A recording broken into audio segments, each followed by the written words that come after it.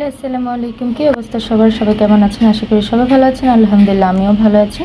তো আজকে নতুন একটা রেসিপি নিয়ে চলে আসলাম। তো এখানে আমি আজকে ধনেপাতা কুচি আর শুকনো মরিচ ভেজে নিয়েছি, তার সাথে আছে পেঁয়াজ কুচি, তার এখানে পটল ভেজে নিয়েছি। আজকে আমি পটলের ভর্তা বানাবো, তাই ভাবলাম আপনাদের সাথে শেয়ার করি।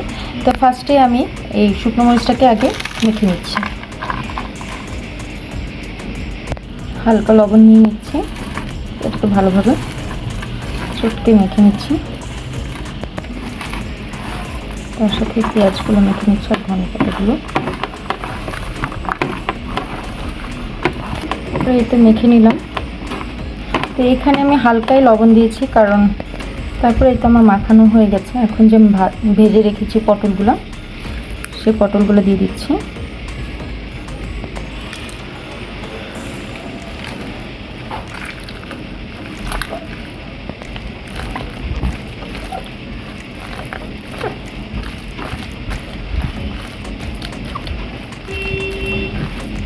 ভর্তাটা রেডি।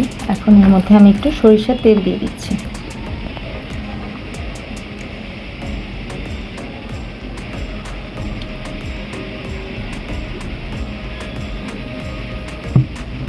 সরিষার তেল দিয়ে দিলাম, তারপর এটাকে ভালোভাবে একটু মেখে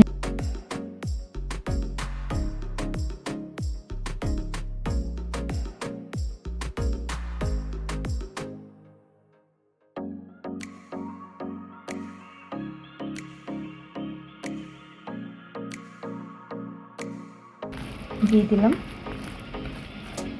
তারপর এই তো আমার রেডি হয়ে গেল পটলের ভর্তা।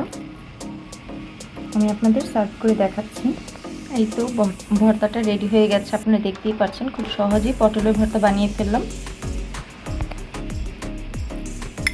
তা আপনাদের কাছে কেমন লেগেছে অবশ্যই কমেন্ট করে জানাবেন। আর কার কার এরকম পটলের ভর্তা পছন্দ অবশ্যই আমাকে কমেন্ট করে জানাবেন। চ্যানেলটা সাবস্ক্রাইব করে রাখবেন আর নিত্য নতুন ভিডিও পেতে অবশ্যই আমার পাশে থাকবেন। তো আজকের ভিডিও পর্যন্ত, আল্লাহ হাফিজ।